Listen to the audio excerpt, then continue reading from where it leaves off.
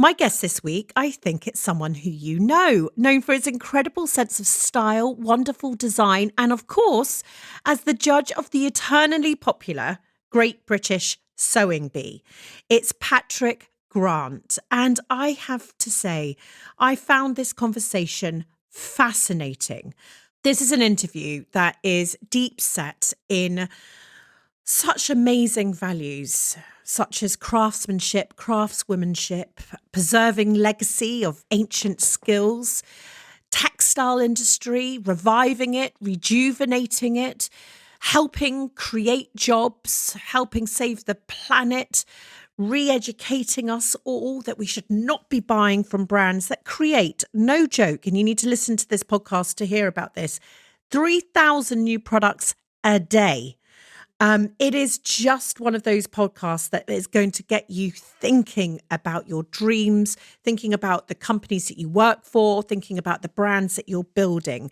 He's a kindred spirit, and we had so much to talk about, especially when it came to the fact that businesses can create positive change.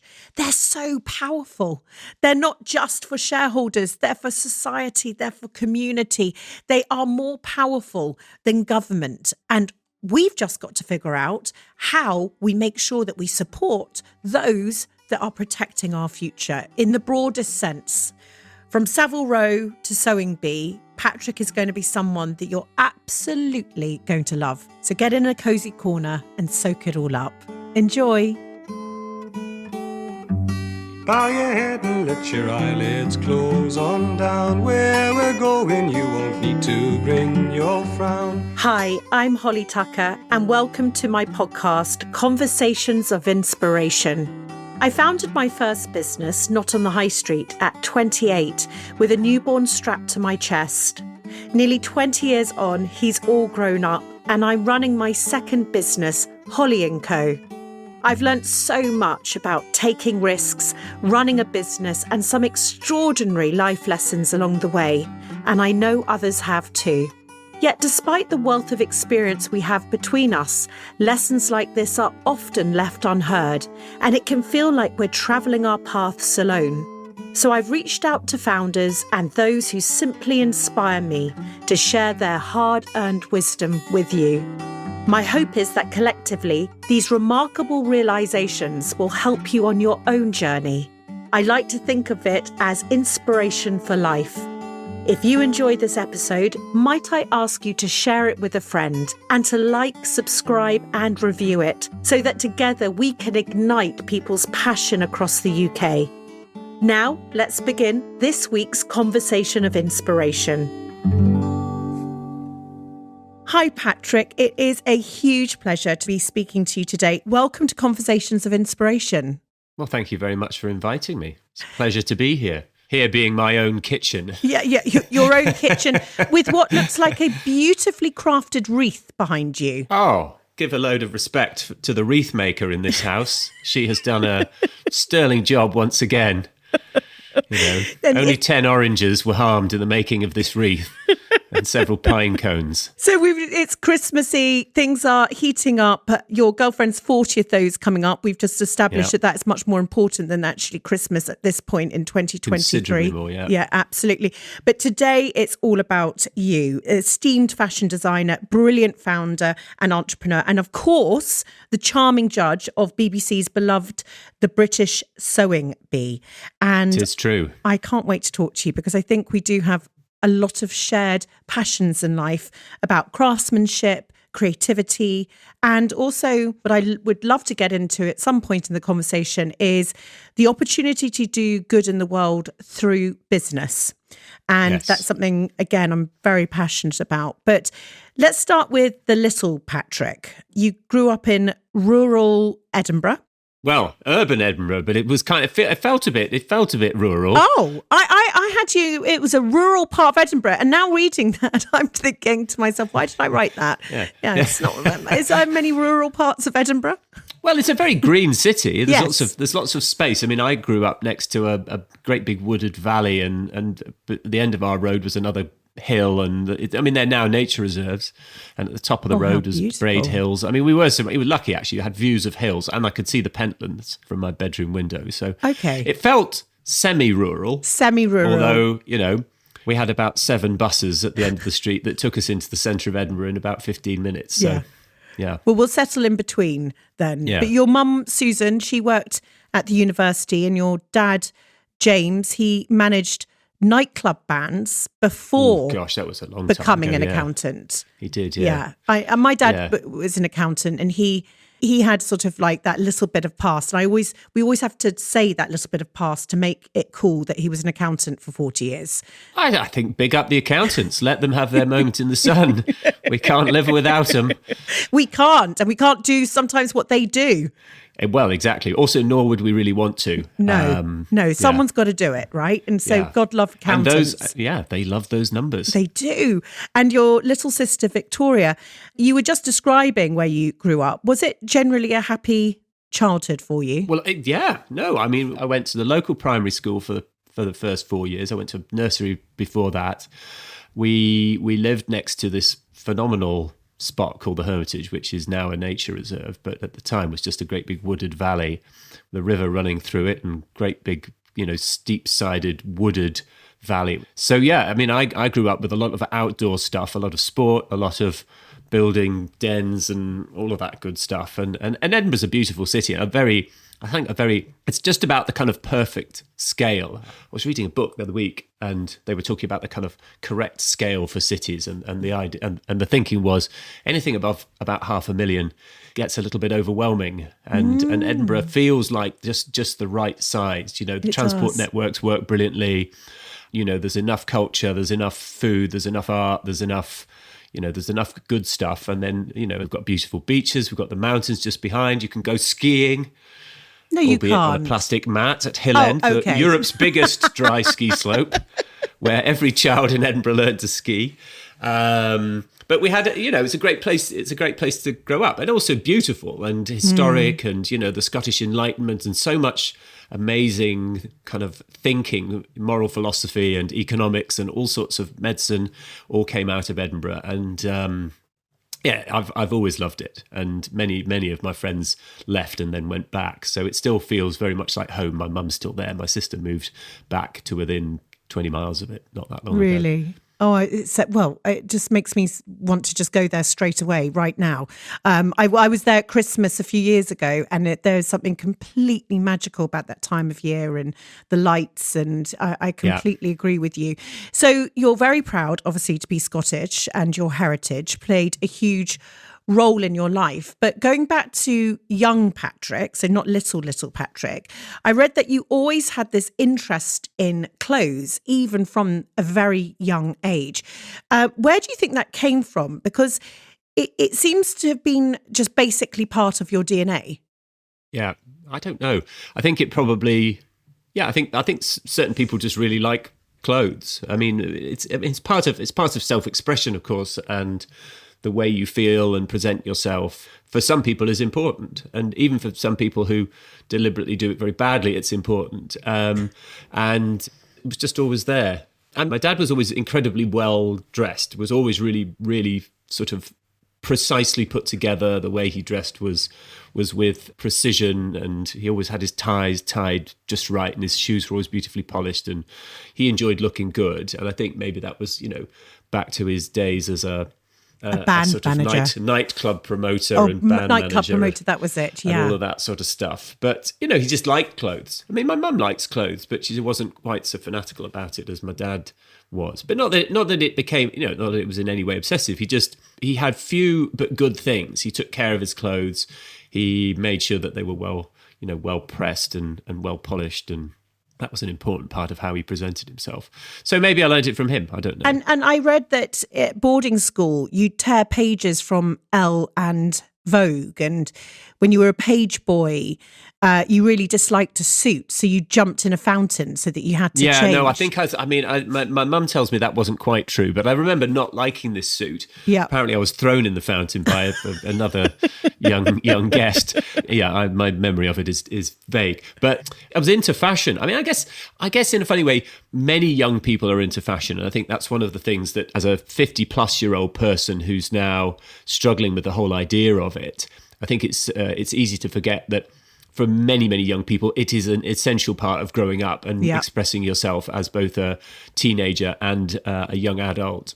And I was one of those people. I really liked fashion. I mean, this was before fashion had become the behemoth and the kind of consumptive wave that it has become in the last 15, 20 years.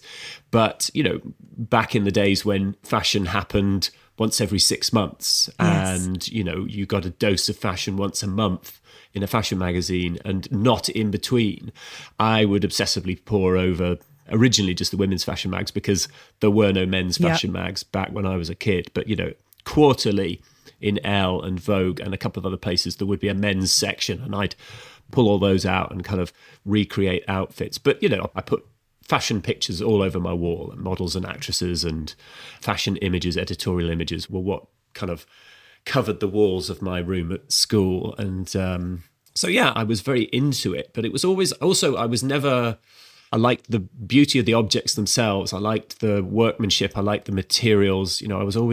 As a kid, I was always obsessed with how things were made and what things were made from. And in the end, that was what I studied as an undergraduate, was material science and engineering.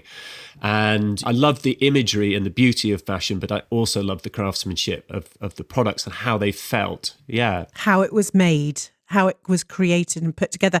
I always remember talking to Johnny Bowden here, and he said that when he was at boarding school, he would just draw. I mean, it sounds a bit odd, but we did laugh about it. But it was his, he would draw the shoes of all the parents collecting the kids, and he loved the mums coming in and the female fashion, because again, it was in a time where, we weren't just sitting on a phone, just watching something every 4 seconds coming in. It was actually sacred. So this moment, he said, that all the mums and dads came in and he would just look at what they were wearing, draw their shoes, draw what they're... And I think, again, what I find fascinating about this podcast is going back to so many times as children, we sort of know, we know what we need to be doing. And then we sometimes forget it. At boarding school, can I ask, was it a happy time for you? And were there subjects that you were drawn to? Was it encouraged, your want of fashion magazines? Well, I didn't ever consider that I would work in fashion ever. Not once. I imagined myself going on to do engineering and working in that field. But and that's what I did for the first 10 years of my professional life. But nothing was discouraged actively. It just didn't really crop up in those surveys that you do at school where, you tell them that you're doing maths, physics and chemistry A level, and it says you will be a doctor or a scientist. Yes. Being a fashion designer, I don't think cropped up very heavily on those things. It was either that or fireman, teacher. It was all fairly basic stuff. I mean, there was Giles Deacon, who's a very successful women's wear designer, was a couple of years above me at school, and he and I were sort of nodding. We knew that we each had a thing about clothes.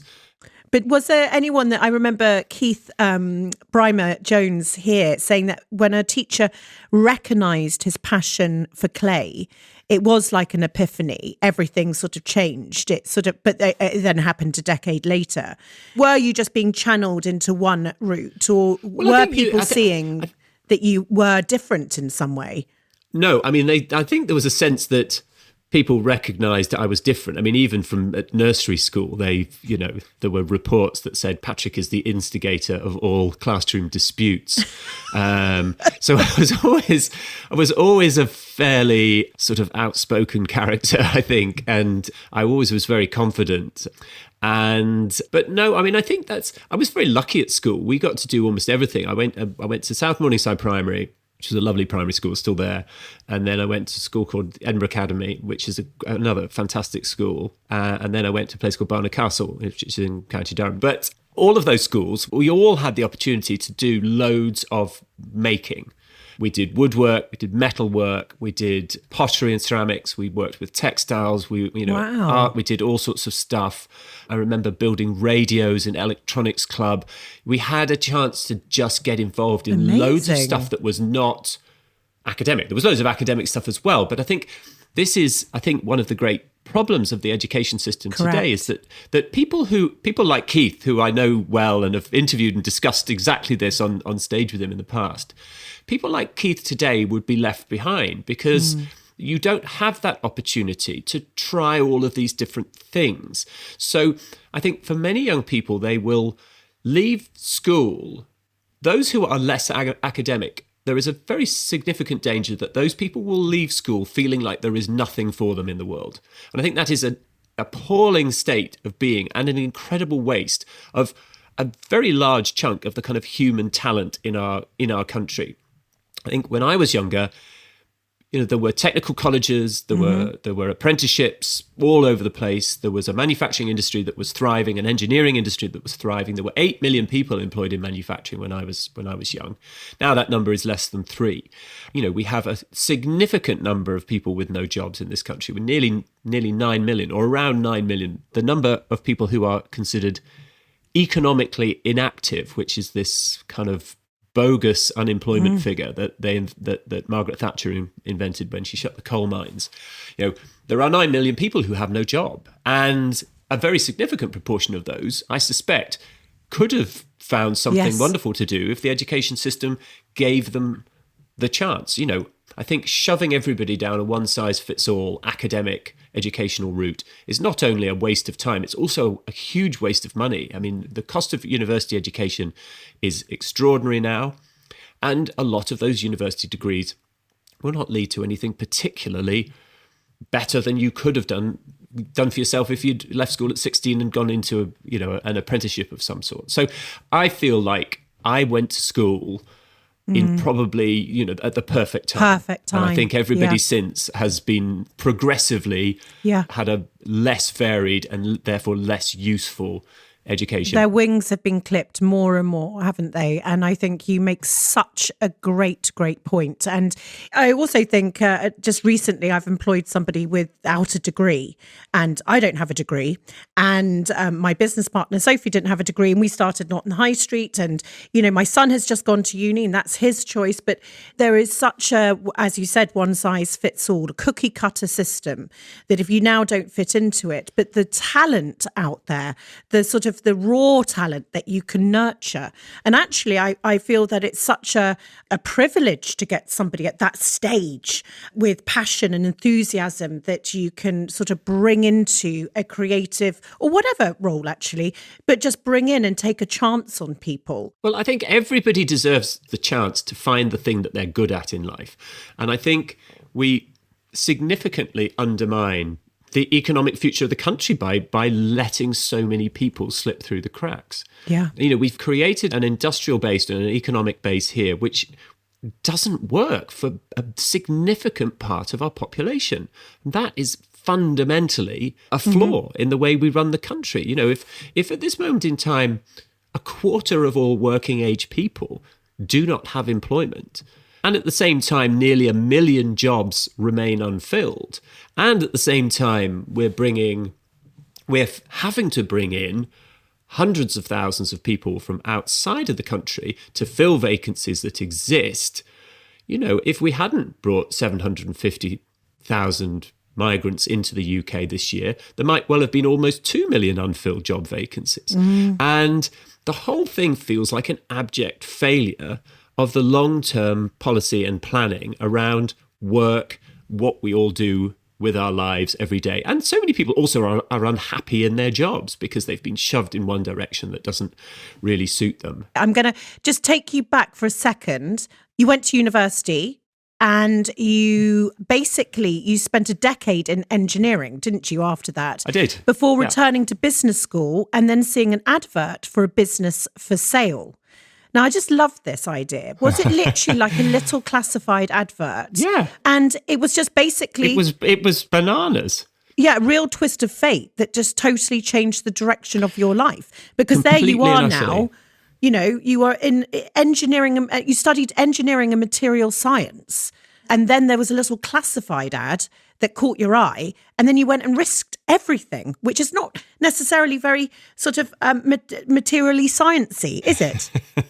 Tell me the story. I'd love to hear it. Yeah, I mean, it really was as sort of ridiculous as you say. The serendipity of it was pretty extraordinary. I'd gone for lunch in Hall in college, and it was fairly late, and I was supposed to meet a good friend of mine who's still a good friend, and he bumped me off for something, I can't remember what, and so I had lunch on my own, and the undergrads had nicked all the papers apart from the FT, and I had a bit of work that I had a project that I needed to do for part of my master's, and so I was just flicking through the paper looking for ideas, and I got to the businesses for sale section, which I didn't even know it existed. I'd never read it before in my life. I don't really ever remember seeing it before, but it caught my eye for some reason. And I was looking through these literally classified ads for businesses for sale, and there, sort of postage stamp sized, was this note that said, for sale, tailor to kings, emperors and presidents, or something along those lines. Please write to Mr. N. Granger at 16 Savile Row. I thought, is that really a Savile Row Tailors? That can't possibly be right. They don't sell Savile Row Tailors in the back of the paper. But they did. And I wrote him a letter, which was, it was only 18 years ago, but it was still very much the kind of, they were writing with quill pens in Savile Row. So I went to see them, and I thought, it really was one of the oldest tailors in the world, and it had fallen upon hard times for various different reasons, and the family that owned it were looking to get out before it failed completely. And how did you raise the money? This is so you're there eating your cheese sandwich, being stood up. You then decide, what I'm going to now do is I'm just going to buy a tailor's. Well, a sort of penny drops. I was like, oh, I used to like I'd loved clothes all my life. Yes. There were certain things I had always loved. I'd always loved clothes. I'd always loved beautiful clothes. I'd always loved tailored menswear. I'd always loved old historic brands. Yeah. And I'd always loved handmade beautiful things. So, you do the Venn diagram of that, and pong right in the middle is Savile Row. And I thought, well, this is probably something that piques my interest on every single level. And here I was, having done 2/3 of a master's degree in business, and all of my sort of cohort were about to bugger off and earn £1 million a day being private equity / hedge funders or management consultants at McKinsey and Bain. And I thought, look, I'm going to buy this knackered old tailor's. But it never crossed my mind that it wouldn't work, because I guess if, I imagine you are the same, you didn't get into not in the high street thinking this isn't going to be a roaring success. I think if you have that in your mind, you cannot but. And it's interesting, people talk about creativity mostly with regards to kind of art and sculpture and pottery and craft and all of these things. But, I think there are entrepreneurs imagine businesses that don't exist. And, I could clearly see in my mind, and have done at every other turn, with community clothing, I can see exactly what it can be and it can become. And it is very clear in my mind. It's just then a question of getting to it. Yeah. And, I think that is what sets entrepreneurs apart. They imagine something that doesn't exist and they make it happen. And I imagined Norton & Sons as a thriving thing. Obviously Norton's already existed. I could see various ways that, just loads of simple things that I could do. There was almost nothing they were doing that I didn't think, with the application of a bit of hard work and some slightly better thinking, I could just improve. There were 10 dozen things that could be done better, and that was kind of interesting. But you sold your house, you sold your car, you sold everything. You borrowed from the bank, you raised money with friends, and so you knew it. This is I think what you're saying is so true. When I interview people here on this podcast, there isn't, and I'm obsessed with Arnie at the moment. As he said, what do you mean plan B? There's only plan A. That's it. Yeah. And I totally agree. I'm having a massive light made for my house. It's just going to say plan A, because that's it, isn't it? It's like, what do you mean not? Well, you don't ever believe, you believe it's going to work. And I think there's something actually there is a strong feeling of optimism. I don't know. Again, I think it is part of our national psyche somehow, because we are more entrepreneurial than a lot of other places on earth. There is a strong entrepreneurial verve here, and I don't know where it comes from, but I think a lot of people, I meet lots and lots of people who start businesses all the time, and it's morally and socially acceptable to do it. And there's no, also I think we don't mind. We know that these things fail, but I didn't think it would fail. But also I didn't really worry. I've never been particularly materialistic. I mean, what was the worst that was going to happen? I was going to lose the money that I'd made on buying I bought my first house when I was a student for 30 grand, and it made a bit of money, and I bought a different one and that made a little bit of money, and but if I lost it, so what? I knew I just finished a master's degree from Oxford. I knew I could probably get a decent job if I needed to. Life wasn't going to be over. What a great attitude at quite a young age to have. You had no formal training though in fashion. This is the gumption, isn't it? In people. Also, but Norton & Sons wasn't really fashion. I mean, it wasn't like I was designing collections of clothes at that time. I was just running a small business that happened, but I knew a lot about clothes. I mean, I'd been informally studying men's clothes for probably 25 years at that point in time. Since I was really small, I'd always had a strong view on it. So I'd read thousands of books about men's fashion, and I'd read biographies of thousands of designers. I just hadn't done it thinking it was ever going to be part of my professional career. Now, I don't know about you, but for me, it's usually around this time of year that what I call overwhelm week kicks in. Suddenly, the Christmas ads are everywhere. My to-do list seems to have quadrupled, and I get that absolute fear about getting everything done in time without completely losing it. Sound familiar? Well, this year is different because I'm here to help and at the same time bring the joy back to Christmas. I have launched my small business marketplace and have scoured the UK to bring the most unique, thoughtful gifts and beautifully made decorations all together in one place.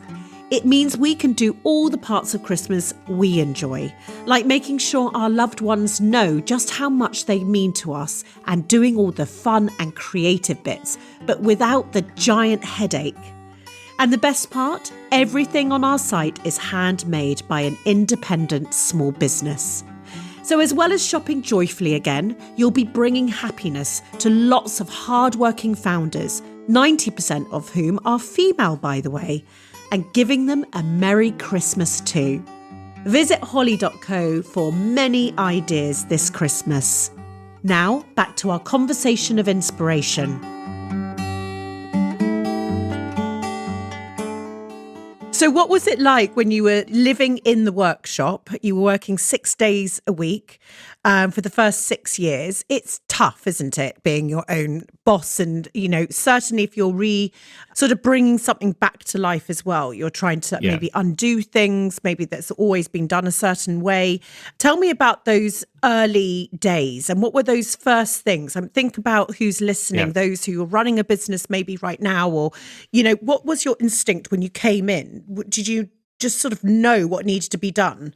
I did. I'd written a plan, and actually, part of doing my MBA allowed me access to all sorts of people and information that, was relatively privileged. I mean, I managed to skew all of the latter work that I had to do for the sort of final third of my master's into projects that worked around this idea of restoring old brands and businesses. And so I had, I got to speak to loads of amazing people who'd already done it. Clever move, by the way. Good move, that was. The plan was very simple. It was just go back to doing fewer things and do them as well as they possibly could be done. I think the previous owners had, because they'd experienced various different difficulties, they'd started to diversify into lots of things that were, frankly, increasingly marginal and irrelevant to the core of what the business was. So, they were selling shotguns and sporting tours, sporting in inverted commas. And they were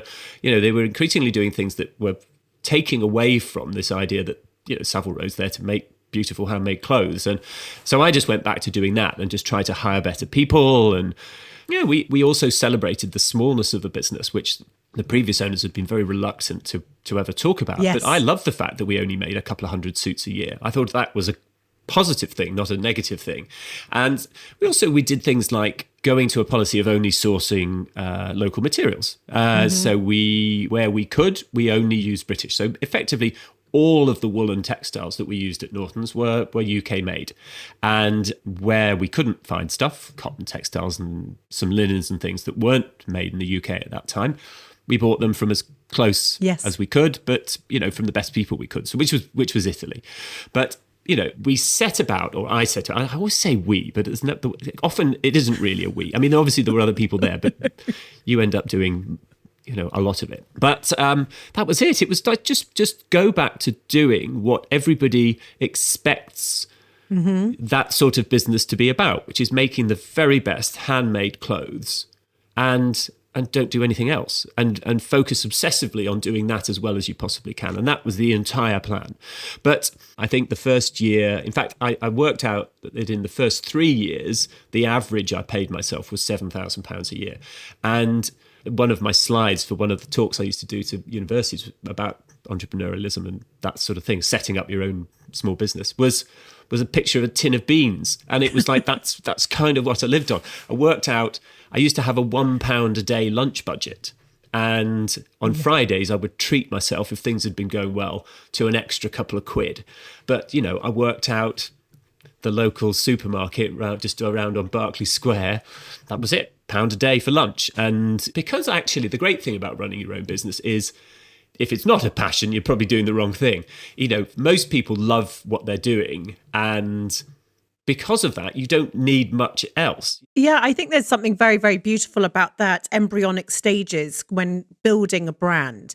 Almost if you have to strip things back, or you certainly, at the moment, I'm obsessively talking about standing on the balcony and being able to look down at your business rather than on the dance floor or on the workshop floor, and being able to actually see what it needed. And in a way, your fresh eyes came in and you could see things more clearly, whereas the previous owners potentially were on the workshop floor buying shotguns. And they can't see the wood for the trees. Yeah, you just literally can't. And I think that there's such a beauty, though, that if you can stand on the balcony, you can eat the baked beans, you can then understand each hair on the business's head. What it stands you is in great stead for the future, to weather storms, to be able to know exactly the heartbeat of the company, the way the blood flows, how, and so often we don't, we entrepreneurs, those who start businesses do, but actually when you look at larger businesses, that's what they're missing. They don't know actually the mechanics and how this whole thing from a sort of an emotional point of view, as much as a practical point of view, comes together. Tell me, you went on not only in reinventing that business, tell me about the other 150-year-old heritage brand that once dressed Winston Churchill, amongst others, that you bought. He was a big fan. Well, we didn't buy it. I mean, when I bought Norton's, it had these sort of sleeping, dormant brands sitting underneath in the cupboard. It. Yeah. Really? I mean, many of the Savile Row tailors, Savile Row a century ago was probably 200 odd tailoring firms. And then between the outcomes of 2 world wars and a dramatic change in the way we've lived and viewed our clothes and all sorts of different things, many of those businesses, which were either military tailors or sporting tailors, ran out of steam. And Norton's had been a civilian tailor. And Norton's, I think we got 2 bits of really, really good luck. And I think anybody starting a business, you can work harder than anybody on earth, but you do sometimes need a bit of good fortune, and you need to also accept that good fortune as part of the process and not feel bad about it. We got 2 bits of fantastic good luck. The first was that the BBC, that wonderful organisation, decided about 6 months after I took over at Norton's to do a full deep dive 3 1-hour documentary series about Savile Row. Wow. And the guy who made that, he came and he filmed lots and lots and lots of stuff on Savile Row, and he got fantastic access that nobody had ever been granted before, because finally I think the tailors of Savile Row realised that they need to let people in. In the modern world, they need to let people in a little bit. But Ian came with me to the Isle of Harris in what became the first episode. And all this amazing stuff happened in Harris while we were there. And the day after the first episode aired, the door at Norton's had never, seen so much action. I mean, literally, I think we got 4 new customers the day after this documentary went on air. And it transformed our business. I mean, we came out of it fantastically well because, we were doing good stuff. And we were a small business that was trying to do everything in exactly the right way. And it resonated with people. So we got this extraordinary coverage from this thing. And it was the following year, our business almost doubled and then kept on growing, and it was great. So I love these moments. I think it was Wilfred who spoke about Wilfred Emmanuel Jones, the Black farmer. He spoke about guardian angels, and that actually we as entrepreneurs and business owners can almost cite these moments where a guardian angel, someone just comes into your life and it can change absolutely everything. And many people have cited these moments, but it's almost like I'm now listening to yours. It's not necessarily just a person. It's just these guardian angelic moments, aren't they? You can't plan it. But you make them happen. Oh, of course. Yes. There were a dozen tailors on Savile Row, all of whom met Ian and spoke to Ian, and we just happened to think that's a good thing. There was just a good thing going on there. Yeah. There was some chemistry. You make your own luck, don't you? Yeah, absolutely. These things happen, but how you choose to react to them. You're right. Lots of opportunities come your way, and I'm the sort of person, and I think a lot of entrepreneurs are that sort of person, that you are prepared to go with something, even though you have no idea how it might work out. You're right. And if you don't take those opportunities, then this stuff will not happen to you. Yeah. But I mean, there was a second bit that was almost as good. So there was one of my really dear friends, an old school friend, who had invested in Norton's. He was a senior ad guy in London, and Channel 4 commissioned him to make a documentary about what it was called, The Search for Cool, and it was an exploration of what makes something cool. When does something become cool? Yep. Who decides that it's cool? Who decides that it's then not cool? And he met lots of cool makers, for want of a better expression. And one of those people was a young designer called Kim Jones.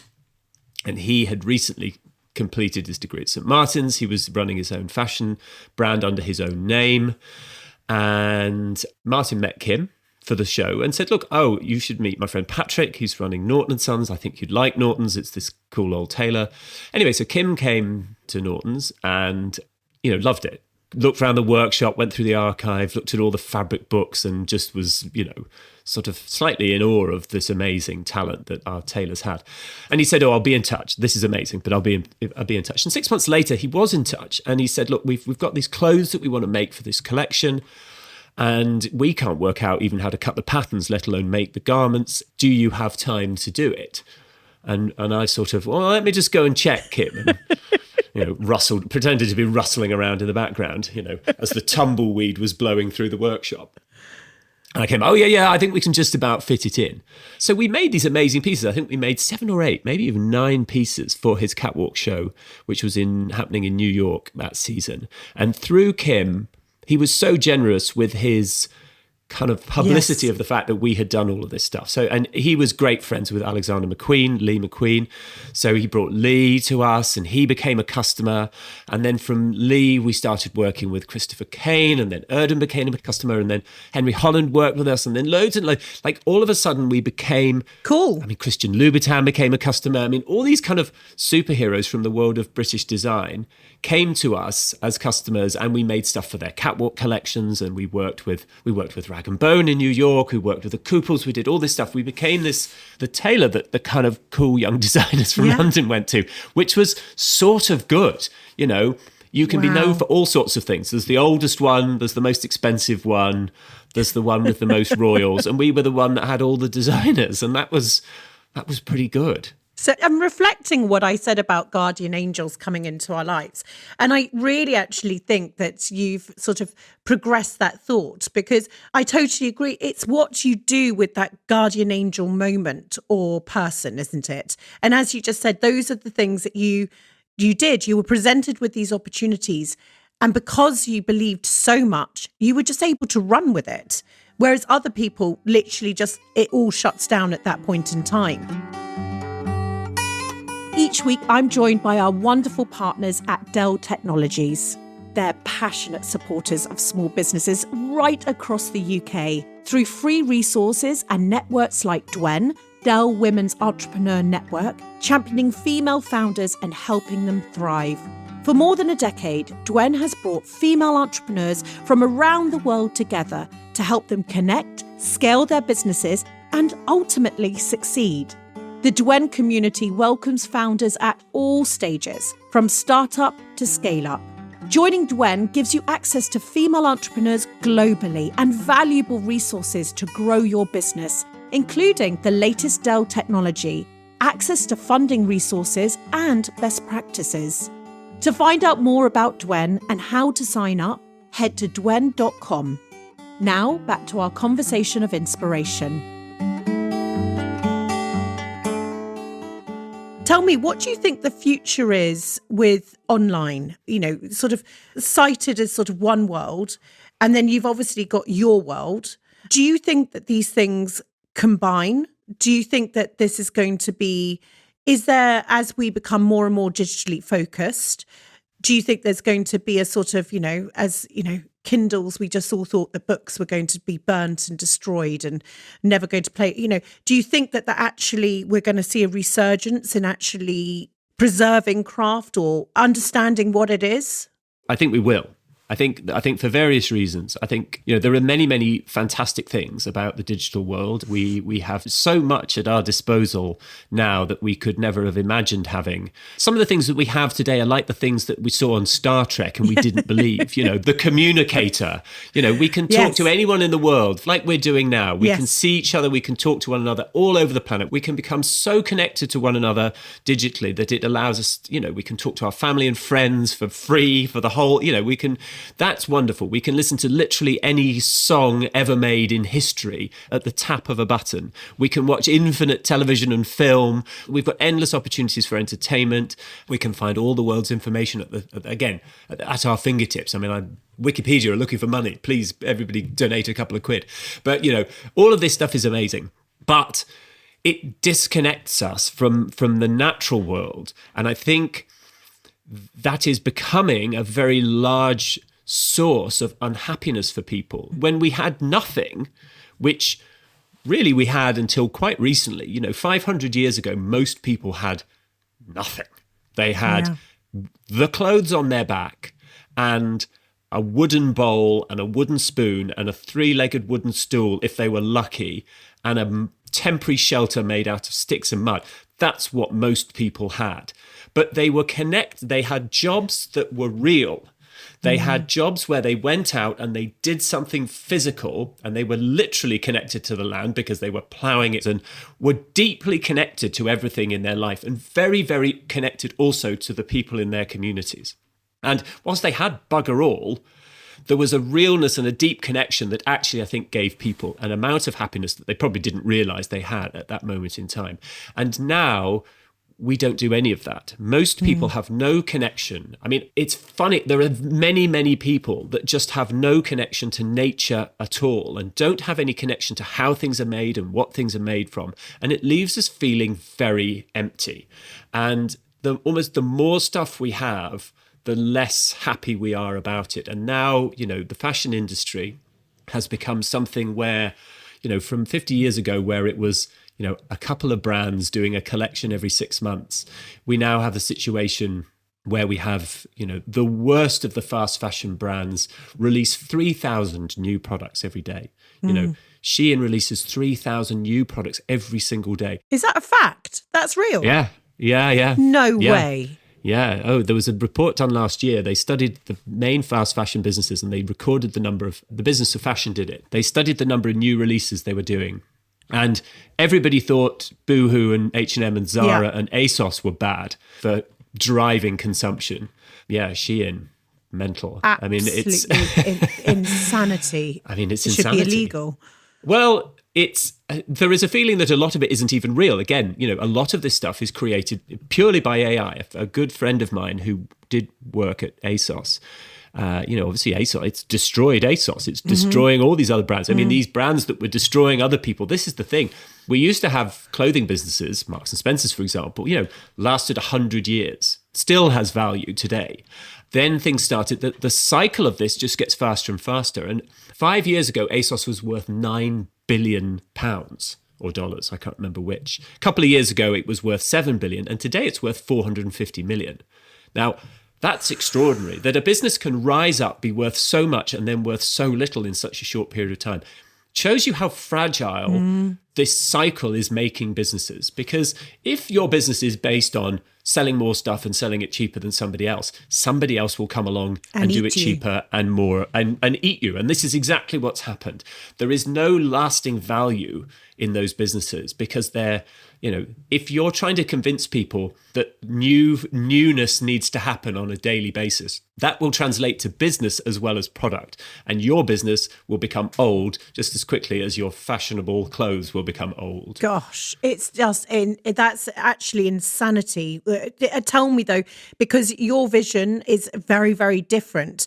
And the power of business, as you know, can be incredibly negative on our planet, on our society, on other businesses actually, and the longevity of brands. But I think something that we both share as values is that it can also radiate positivity towards individuals, towards communities. You can be the opposite to Shein. You can be the opposite to ASOS. In 2015, you ran a crowdfunding initiative to save Britain's textile factories from closure, and community clothing was born. Can you just tell me what is the mission behind this and how that came about in your life? Well, the mission is very straightforward. It does two things. It sells really good quality, long-lasting clothes that are made out of good stuff and are made in factories here in the UK. And by doing that, what we do is we sustain and create skilled jobs here. And it sounds like a very simple thing to do, but at the time, nobody else was doing it. And I think still nobody else is doing it. But the idea was to make those clothes affordable. I looked at the problems that many of the factories that I was using, both for Norton & Sons and eTorts, were facing. And in 2015, a factory called Cookson and Clegg in Blackburn, who were one of our main suppliers, was closed, or it was going to be closed. I got an email on a Sunday night from the MD, and he said, look, we're shutting the business. We can't keep it going. We're going to honour all of our current orders, but after that, it's shutting. So 2 months from now, it's gone. And I thought, look, this is too much. Having seen textile businesses close over and over and over again, this was one I knew really well. I knew the people well, and the product was incredible. And they've been in Blackburn since 1860. And I thought, this is too much. So I took it over. And I was lucky that at the time, I had a business at Debenhams that was doing really, really well. And I had enough money to support the losses for years because they were substantial. And it got me thinking about what all of these businesses have in common and the problems they have in common. So the idea was, can we do it? Can we do this inexpensively? Can we establish a business model that allows us to sell really brilliant quality stuff? And the factories we work with make for some amazing brands, the most famous luxury brands on the planet. I walk through, I'm not sure if I'm allowed to name these things, but I'm looking at the most luxury brands on the planet going through the factories we work with. They make amazing stuff. But can we do that? Can we sell that quality of clothing for a price that is sort of about the same as Debenhams, John Lewis, that kind of, because that means that most people can then afford to buy it, which means that the amount of work that we give to those factories becomes significant. We're not going to, there are lots of great brands making British products and selling them at prices that only very rich people can afford. That is not our principle. Our principle is, if we do it at an affordable price, then a lot of people, not the least well off, sadly, but, because there is just a cost that they cannot bear. But, for a lot of people, they can do it. And by doing that, we create thousands and thousands, in fact, hundreds of thousands of hours of work for the factories that we work with. And we now work with 42 factories across the UK, 1,880 staff. We've created, we haven't done a total for a while, but we count the number of hours of work that we create. But we did it by stripping all the usual cost out of running a business. You know, in the standard fashion industry, if you pay a quid, 20 to 25p of that goes to the people that make it. The grower, the spinner, the weaver, the cutter and the sewer, they get 20 to 25p. If it's designer fashion, typically they get about 10p. And the brand takes about 60 odd p, and then there's a bit of VAT, obviously. Yep. In our model, we flip that. So in our model, obviously the taxman gets his bit, the VAT, but the makers get 65p in every pound. And we take what's left, which is not very much. We do that by not designing new collections every 6 months, certainly not designing collections every flipping day like some people, but we design a product with the intention that it's going to be on sale for 20 years at least. We make using the same factories year after year, so we don't have any sourcing costs. We use the same entire supply chain, from growers to spinners to weavers to finishers, dyers, and makers. We spend almost nothing on marketing. You know, we don't pay influencers. We do a bit of digital marketing. We don't shoot expensive campaigns. I mean, we just did this huge, amazing campaign to kind of restart underwear making in Wales, and the whole thing cost us about $5,000, including everybody. I mean, the entire, like the video production, the stills, the models, the people, the content, everything. We just pull favors. Can I ask you something on that, though? Yeah. This is something that I find so thrilling for you to be outing this. We're right now, you know, people listening, you know, they're starting businesses, creating businesses, or they're just entrepreneurial in thinking. And there's this sort of notion that comes with all of this, that the more digital that we become, the more that we've got to be, you know, putting in cost is spending on Meta, spending on Facebook, spending on Google, spending on this. You've got to be, you know, so digitally savvy. It actually puts a lot of people off from doing what they love, right? So from what your concept is absolutely beautiful. I love what you're saying, and it's something at Holly & Co that we agree with. We haven't worked it out yet, but we're going to say something like no advertising campaign that we create or whatever will cost over £1,000 ever. And actually, by setting those parameters, it makes us highly creative.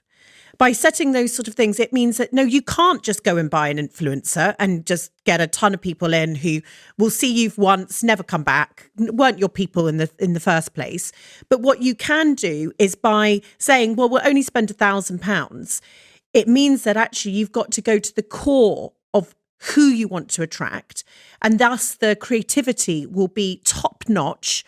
And I love this idea that you are doing something so wholesome and brilliant, and it's £5,000 that you're spending on it. Not 50, not 500,000, but actually those that engage with what you're doing will be your loyal fans. They'll start telling people about it. Well, ultimately, we're very lucky. We built a business from the ground up that was about doing what we set out to do. So it's make good stuff, sell it at a good price, and by doing that, create loads of jobs.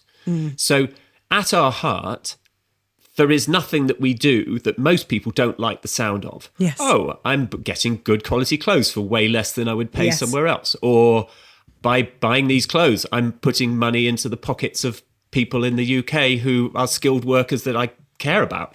You know, 90p in every pound you spend with us goes straight back into the UK economy.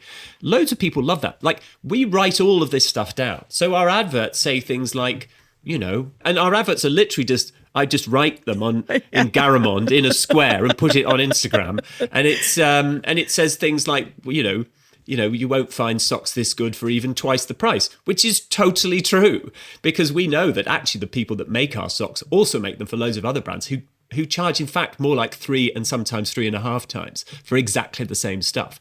So, you know, yes, at its heart, if your business doesn't have a message that resonates with people, you can spend all the money in the world and no one will give a shit. No one will connect. If you have a business model that people are into, if you have product that they're into, or a business ideal that they're into, they will love it no matter how little you spend. And I think that is the fundamental mistake lots of people make. You can't make a silk purse out of a sow's ear. I mean, even if you've got Kardashians and Jenners, people see through this stuff. Yes. And, when you think about building something, I think I'm building a business with community clothing that has an absolutely long-term future. If we get it right, I cannot see any reason why 100 years from now, people will not still want to buy really good quality clothes that are made out of great materials that don't harm the planet, where everybody that makes them get really well paid. And all of that money flows into communities that people actually care about, including their own communities, where their friends and relatives and other people work. So long term, this is about creating value for everybody. And you talked earlier about the power of business to do good. When I first went to Oxford, the Skoll Foundation had recently been set up, and there was the Skoll School for Social Enterprise. And in 2003, when I started my master's, it was a huge deal. Social enterprise was one of the most talked about things in the world of business. And its premise was simple. Businesses should be there for the benefit, not just of the financial shareholders, but also for all of the constituents involved. It should work for the people that work for the business, it should work for those customers, it should work for the planet, and it should work for shareholders. And that idea was something that gained massive currency at that point in time. But 2007 financial crisis, it all went away. It was like everybody panicked and thought, oh shit, we're going to have to go straight back to just making as much profit as we can in the same old way we always did. And that was a horrendous, terrible mistake. There have been periods in time where we have looked at the industrial capital system and thought, this is a bad idea. It's 1970s. There was a moment in time, there were a couple of books published. There was one called The Limits to Growth and another called Small is Beautiful by a guy called Fritz Schumacher. And all of a sudden, the world is looking at things differently. And then there was a massive oil crisis and it all gets wiped away. And there is this panic amongst the kind of capital owners that they're not going to be making as much money anymore, and it's back to business as usual. And that happened after the 2007 financial crisis. All that social enterprise, great thinking kind of got washed away. And now we need to get back to it. And do you think that it's happening now? I don't know. It's hard to gauge from my small kind of vantage point. But it feels like people are more concerned about, not just about the planet, but about the work that people do. What are we doing with our lives, and what are we going to be doing with our lives in the next 20, 30, 40 years? When AI wipes out a bunch of jobs, already people are astonishingly pissed off. We look at what has happened economically over the last 50 odd years. There are things that will bring down the system. There are lots of things. So the limits to growth was all about, there is a limit to the expansion of the human race and the human industrial activity, and it's coming, and we're going to hit it at some point. And they reckoned it was 100 years from 1973. So 2073. We're already looking at the total destruction of topsoil so that we can no longer grow any food in something like 40 years from now. So there's all sorts of this stuff is happening. But I think we are once again sort of questioning this stuff. And I think we're looking for meaning. As human beings, we are looking for meaning. Unhappiness is rising. I think the interesting thing about the way we record the success of our economy is by a number called GDP or GNP.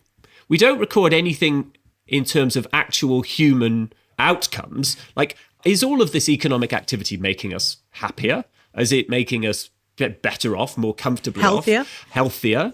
There are certain things that will bring down societies. Lots of societies have failed in the past. And we are at a point where it feels like people are becoming increasingly unhappy with the outcomes of the broad economic system. And partly amplified, I think, by the availability of information about what other people feel via social media. But we are in a situation now where most people are significantly worse off now than they were 50 years ago. People are deeply pissed off with the system. The system we have right now is not working for 90% of people. Yes. It only works, really, for 10% of people. And for 1%, it works fantastically well. But why the hell are 90% of us putting up with this? Shouldn't we be asking for something different, something that is more human in scale, where individual human outcomes are what we seek to do? The outcome for 90% of us should be the goal, not the outcome for 10%. 10%. And that's what you're doing? That is what we're trying to do, and lots of people are trying to do. I mean, the whole point of social enterprises is it is about creating value for far more people, not just that 10%. Yeah. And our business is about creating opportunity for people growing up in our textile regions. Our textile regions are about the most economically, socially deprived, because that's where most of the jobs went. We used to employ 2.5 million people in the UK making textiles and clothing. 20% of all jobs were in textiles and clothing. Incredible. Now, the number is about 100,000 people out of a total workforce of I don't know quite what, but 30 odd million. So it's nothing. And they've all gone in places like Blackburn and Burnley and Manchester and Liverpool and lots of towns across Yorkshire, Leeds, Pudsey, Halifax. I mean, all across Yorkshire and Lancashire, all across the Midlands, southern Scotland. These places have been absolutely ripped apart by the loss of industry, and nothing has stepped in to replace those jobs. And so people in those towns feel like there is very little future for them. And that's why we had Brexit, because people feel hopeless and they want to shake the system up and have something new. And I think if we went back to a system where every business was concerned with the outcome of every citizen, life would be much, much better for people. Absolutely. And this is where people like yourself, I'm very, very happy, are building businesses and not only just settling, but building new businesses and reimagining. Is that why becoming a judge on the Great British Sewing Bee was important? Raising awareness for textiles, raising awareness for how we should care for things, raising awareness for tradition, all of these sorts of things. Because I can imagine that's not when you were eating your cheese sandwich, looking at the classified ad, you were thinking, I know what's going to happen. I'm one day going to be on the TV. I mean, I'd love to say that, all of those thoughts went through my head. But initially what I thought was, that'll be a load of fun. And also that will raise awareness. Yes, there were two things. I mean, I thought in my industry relies on young people wanting to get into careers where they make things for a living. Not just in textiles, in clothing, in knitwear. But I mean, I would love to see a return of manufacturing in this country on a very grand scale. And I think it would do an enormous amount of good. We could buy fewer things that are more expensive but better, will last longer, and we will enjoy owning them and using them much more. And if we can do that in a way where things are produced locally, we have this beautiful kind of virtuous circle where we not only do fantastic for the planet because we're using less stuff and using less energy and throwing a lot less away, but also the money that we spend goes straight back into our local economy, creating opportunities for lots of people. So I for sure thought, if we do a successful show about sewing, people might want to get into sewing for a living. And that would be great for us because at the moment, the clothing and textile industries, like lots of manufacturing industries, really struggling to find young people who want to do it. Absolutely. So I thought it was a load of fun. I mean, who doesn't want to go and hang out with Claudia Winkleman for weeks and weeks on end? But also, I did think, people will watch this and think making stuff is good. Yeah. Just as they had when we did the Savile Row documentary. All of a sudden, the number of young people wanting to apprentice as tailors on Savile Row shot up 500%. And I hope the same thing would happen. And it has. And it has. Well, also, people have just started making stuff at home again. And if nothing else, it's a bit like with our food. Again, when I went to school, we made stuff at school. So we learnt how things felt. We learnt what good quality felt like. We had good tools to make things with in woodwork. Yes. We had high quality materials that we worked with. Everybody left school knowing what something good felt like.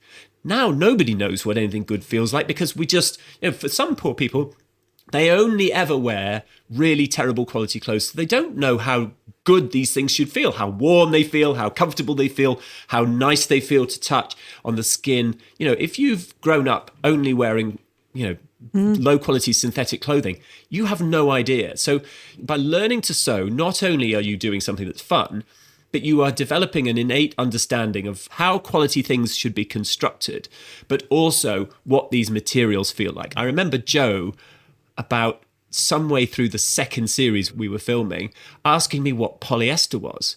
And I thought, it's a very valid question, because if nobody has ever explained to you what acrylic, nylon, polyester, polyurethane, elastane. If nobody's ever explained to you that these are oil-based synthetic materials, you're not going to know. When you look in that label and you look at that vegan leather bag and it says 100% polyurethane, you don't know that that is an evil, chemically produced thing that never biodegrades and, screws the planet. You think vegan leather, that sounds great. And, bamboo silk. I mean, that's another one that gets on my, whatever. That is a viscose. It's a synthetically produced viscose material that just happens to use bamboo, which it mulches up into a chemical slurry before it extrudes a fiber from it. It's synthetic chemistry. But, if you don't know this stuff, you can't make informed choices. Just like you can't make a good choice about the things you eat if you don't know about where food comes from and what it's done. If you don't learn it at school, you can't live a healthy life. You can't make smart decisions about the things you buy, whether it's clothing or anything, if you've got no inherent understanding of what quality is. And I think that's one of the things that making clothes has done. It's made people think about the quality of the stuff they wear. If you run a small business, the Christmas season is well and truly upon you. And I know for so many of you listening right now, you'll be making, creating and packing up your items to send to their new homes as I speak. Royal Mail will be doing all they can to ensure your items arrive safely to their recipients through their network of brilliant posties. We have just a few weeks to go before the Christmas season comes to a close, so it's crucial you're aware of the all-important latest recommended posting dates. You'll find lots of useful advice and information by following @Royal Mail Business on Instagram or visiting the Small Business Hub on royalmail.com. Now back to our conversation of inspiration. Tell me, we're coming to the end of this interview. You are, did you say 50? 51. 51. You can tell by the greyness of my tash. I can't actually. You're 51. You're full of beans. It feels like you're just beginning, right? Your enthusiasm for this. Yeah. Are you just going to keep on going? Have you got high ambitions to make proper change? Yes, absolutely.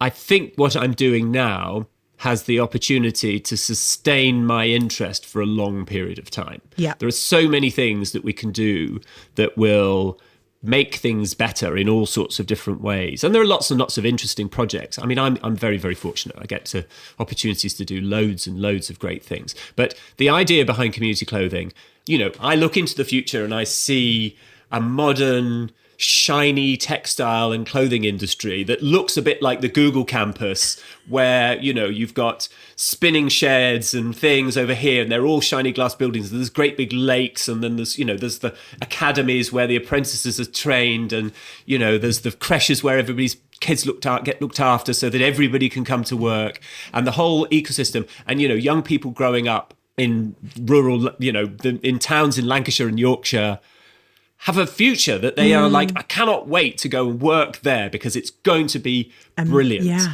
And, I can see that, but that's not going to happen in the next 5 or 10 years. We've got a long, long way to go before we get there, but we can get to that. We can get to that. And that's what excites me.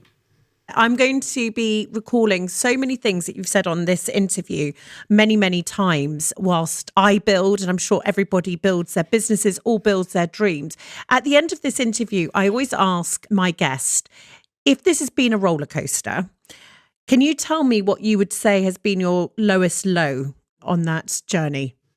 Well, I don't know. I'm not the sort of person that really gets low.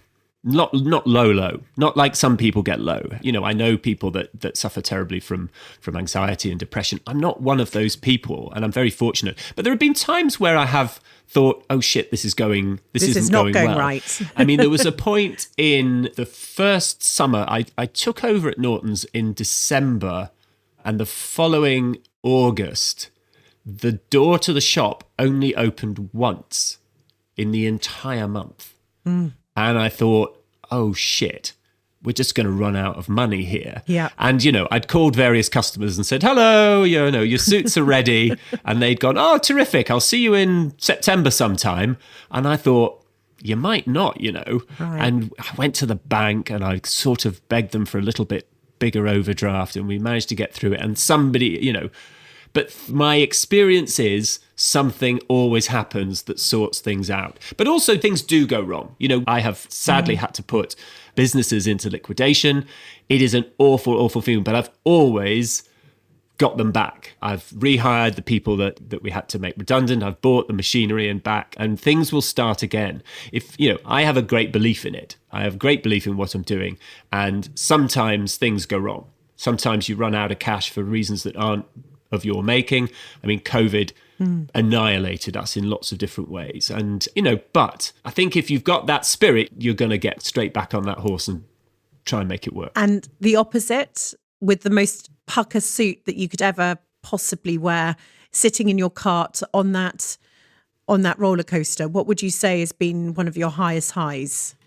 I think there are a couple of really high highs. I mean, there've been some very, very funny moments. Things where moments where I've pinched myself completely. I remember playing Trivial Pursuit with Kate Moss on holiday once, thinking, I couldn't have imagined this 20 years ago.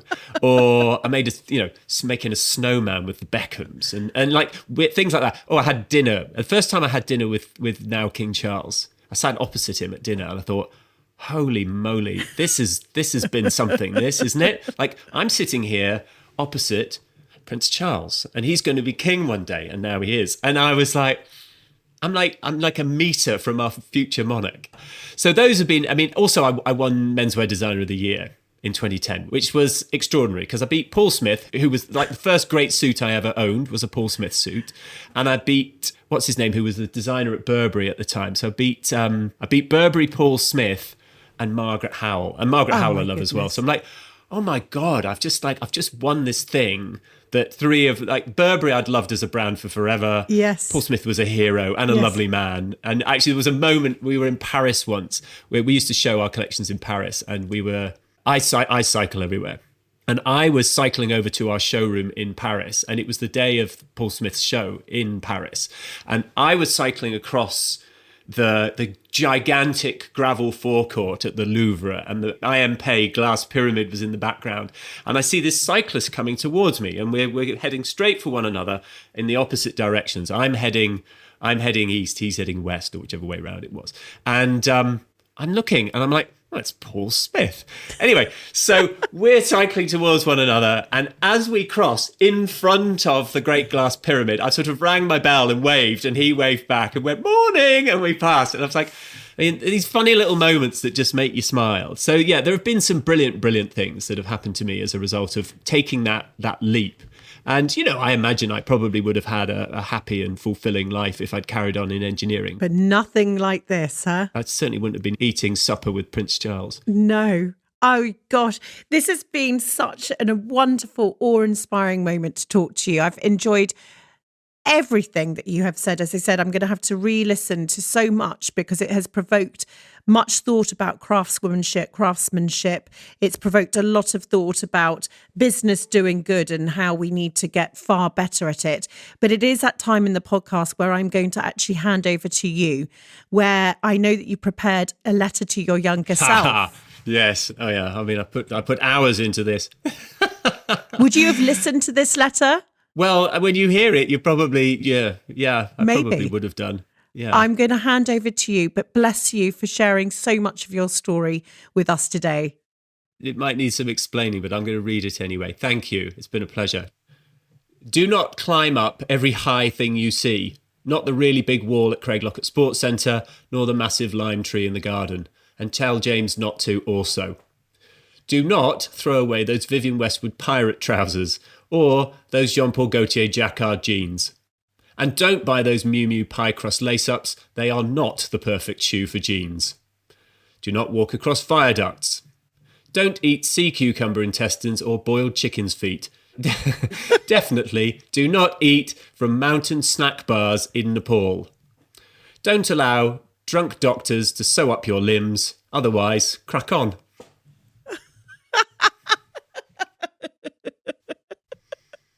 Well, I can safely say we've never had a letter like that. I mean, drunk doctors sewing up limbs. Just tell me about that, please. Yeah, I was up in the way far north of Scotland, and I split my knee open playing football in the garden with my friends, and the doctor turned up, and he was clearly worse for wear. I think he's left about half of Wester Ross in my knee, and it got very, very badly infected, and I ended up spending a week in hospital.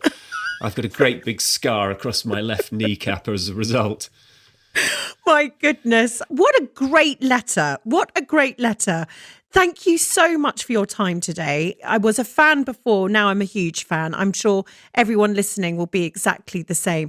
And best of luck in changing your industry. And let's hope that maybe we're all going to be there clapping as you cut the ribbon to your textile Google campus in the future. I'll be one there cheering for you. Thank you so much. Been a pleasure. Thank you, Holly. Thank you.